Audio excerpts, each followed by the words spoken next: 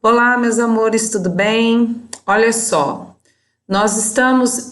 Primeiro, deixa eu me explicar. Eu resolvi gravar as aulas e a gente concluir por aqui a organização da administração pública, porque, como vocês bem sabem, eu estou tendo alguns problemas com o meu notebook de acesso à internet. Eu não sei o que está acontecendo, né? Não entendo. Desde semana passada, eu utilizo o meu computador, o meu notebook, para uma infinidade de atividades que vocês sabem que eu tenho aí, uma multiplicidade de funções. Então, a depender de onde estou, eu uso uma internet, uso outra, né, e faço algumas adaptações. Ocorre que na minha casa, na minha residência, o meu computador, ele não quer pegar a internet.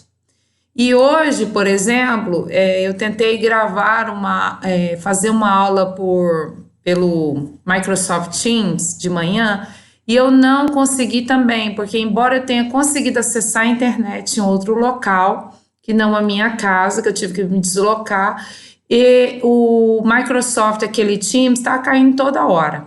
Então, para eu não correr o risco da gente na quinta-feira, hoje é quarta-feira, agora é quarta-feira à noite, de quinta e sexta-feira eu tenho o mesmo problema, eu vou ter que deixar meu notebook nas mãos de um profissional para ele ver o que está acontecendo e ele me pediu uns dias. Então, o que eu resolvi fazer? Gravar toda a aula de organização da administração pública e disponibilizar para vocês, tá?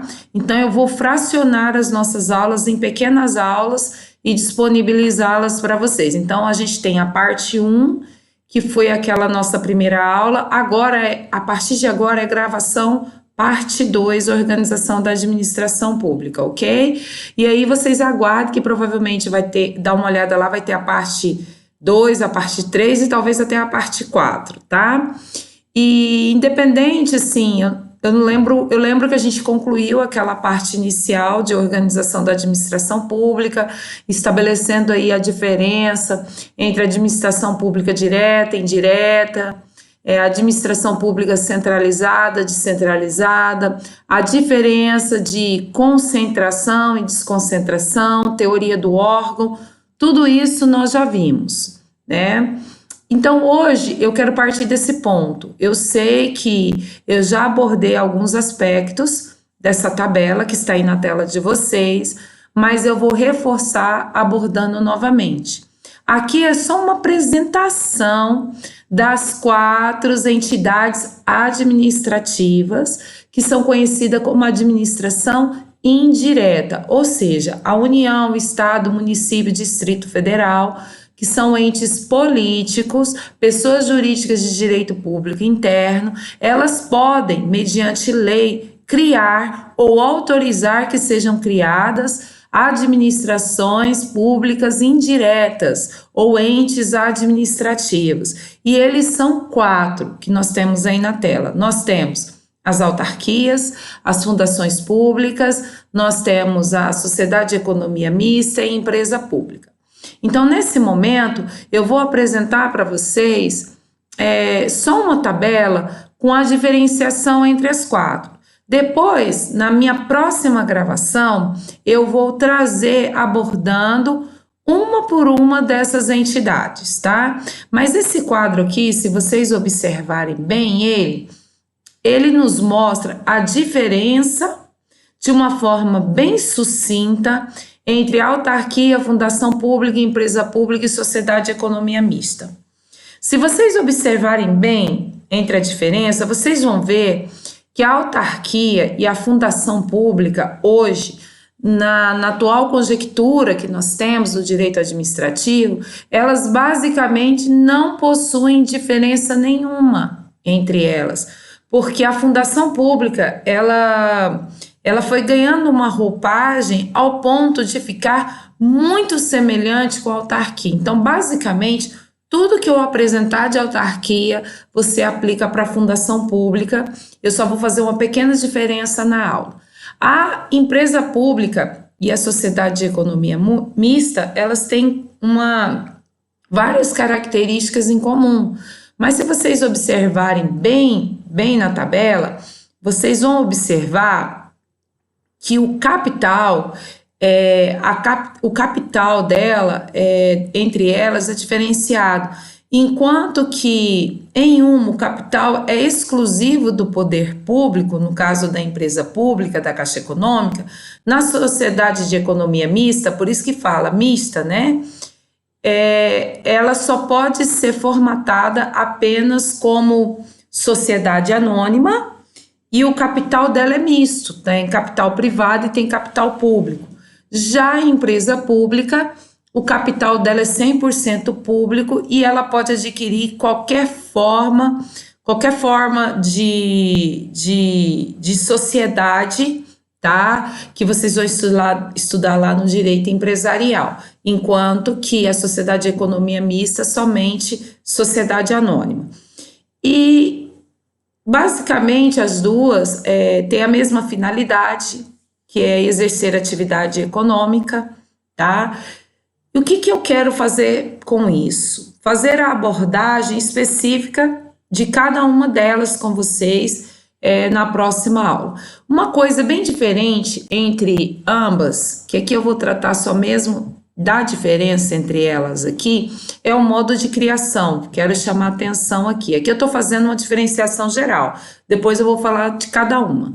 Olha só, se você observar, tanto a autarquia quanto a fundação pública, a criação dela se dá por lei, ou seja, a lei já cria, não é preciso nenhum outro ato constitutivo. A lei é suficiente para determinar sua criação, logo a sua extinção também se dará por lei. Só que se você observar na empresa pública e na sociedade de economia mista, que são as empresas estatais, a lei ela só autoriza a sua criação, ok? Por quê? Porque há necessidade de se registrar os atos constitutivos do estatuto ou do contrato, fazer todo o ato que se faz o registro de abertura de empresas. Olha só, a natureza jurídica. A fundação pública e as autarquias, elas têm natureza jurídica de direito público. Gente, o que isso significa? Significa que todas as prerrogativas que vocês estudarem para o Estado, prazos processuais, imunidade tributária, exercício dos poderes da administração pública, todas essas prerrogativas do direito administrativo que nós vamos estudar, aplica-se às autarquias e às fundações públicas, ou seja, as prerrogativas que o município, Estado, Distrito Federal e a União têm, elas terão também. Agora, a empresa pública e a sociedade de economia mista já é diferente.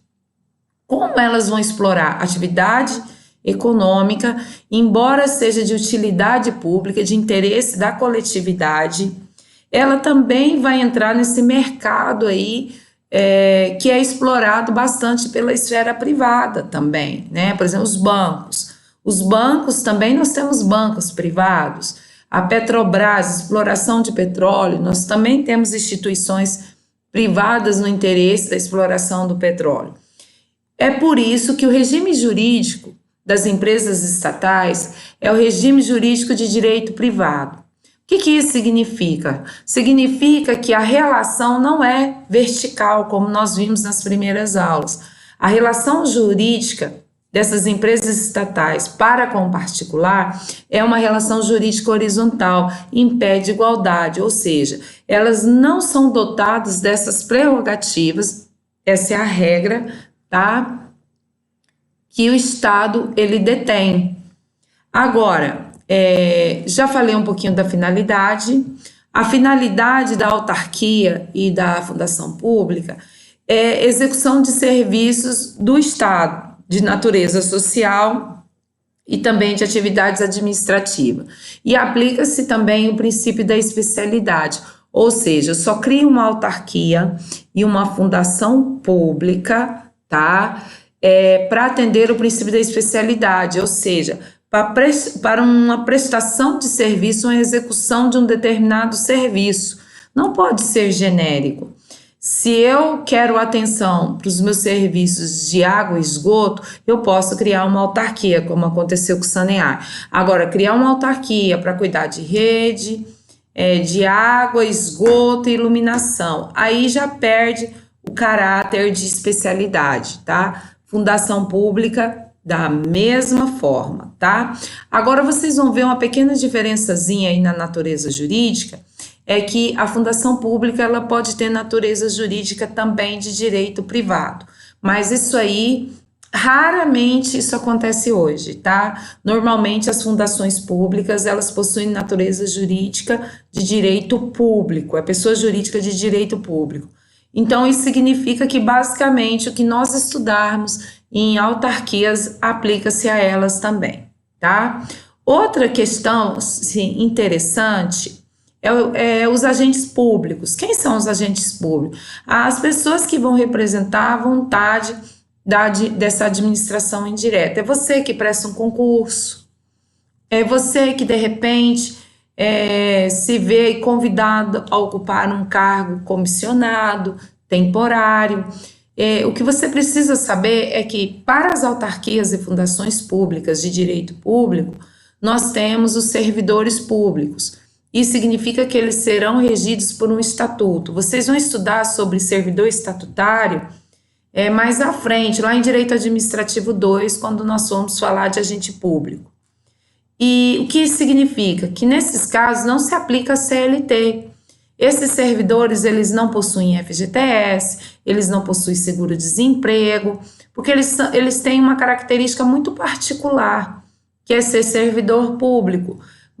Embora ele não tenha FGTS, ele tem o que nós chamamos de estabilidade após os 3 anos de estágio probatório, de aprovação no estágio probatório.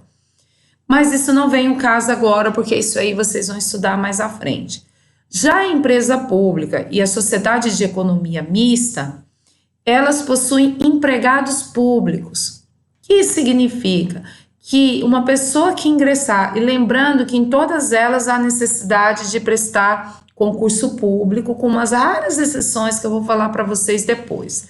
Mas a regra é que, mesmo sendo regulada pelo direito privado, as empresas estatais, elas necessitam de concurso público. Só que a diferença é que quando você passa num concurso de uma empresa estatal, de uma Caixa Econômica, do Banco do Brasil, preste bastante atenção. Você é um seletista. Você vai ser regido pela CLT e tudo que vocês estudarem em direito do trabalho aplica-se àqueles empregados, aquelas pessoas que prestaram concurso público, salvo algumas particularidades que também não convém a gente estudar aqui agora nesse momento, tá? Já falei do capital social, ok? Prerrogativas, também já comentei com vocês. Deveres, todas elas, se vocês observarem, além da necessidade, que é a regra de realizar concurso público, em todas elas há necessidade de se realizar licitação. Licitação vocês vão estudar comigo, hein? Acho que é um dos nossos próximos assuntos, é licitação. Espero que a gente esteja em sala de aula para falarmos desse assunto tão complexo, tá? E sobre as prerrogativas, já disse para vocês que tudo que vocês estudarem em direito administrativo de prerrogativas do Estado aplica-se à fundação pública, desde que ela seja de direito público, e às autarquias. Mas não se aplica, por exemplo, às empresas estatais. Por exemplo, eu coloquei aqui, vocês vão estudar bens públicos. E vocês vão descobrir que os bens públicos, eles são impenhoráveis. Se você tem um crédito com o Estado, você jamais vai conseguir fazer com que o Poder Judiciário penhore um bem do Estado para lhe pagar. Não, isso não é possível. Para isso, existem outras ferramentas, como os famosos precatórios, né? E agora nós temos, no caso das empresas estatais, e nós temos que ali sim os bens são penhoráveis, já que segue a regra do direito privado que se aplica ao particular também. Sobre a responsabilidade, vocês ainda vão estudar a responsabilidade civil do Estado. Isso aí vocês só vão estudar em Direito Administrativo 2. Então não cabe explicar agora nesse momento. Mas o que você precisa entender é que responsabilizar o Estado qual é a regra? É uma responsabilidade objetiva, ou seja, não cabe comprovar dolo e culpa na responsabilidade objetiva. Significa que a autarquia, a fundação pública de direito público, aplica-se também essa regra. Já na sociedade de economia mista e nas empresas públicas, ou seja, as empresas estatais, a responsabilidade é subjetiva, ou seja, tudo que vocês estudaram sobre responsabilidade lá no Código Civil, no direito civil, aplica-se neste caso das empresas estatais, ok? Então, eu vou parar por aqui, nós já estamos em 15 minutinhos, tá? E o nosso próximo tópico que eu vou gravar, eu vou falar somente sobre as autarquias. E vocês vão ver que as autarquias, elas foram se modificando tanto ao longo do tempo, que elas foram, assim, ganhando novas nuances no direito administrativo e várias classificações que eu coloquei aí.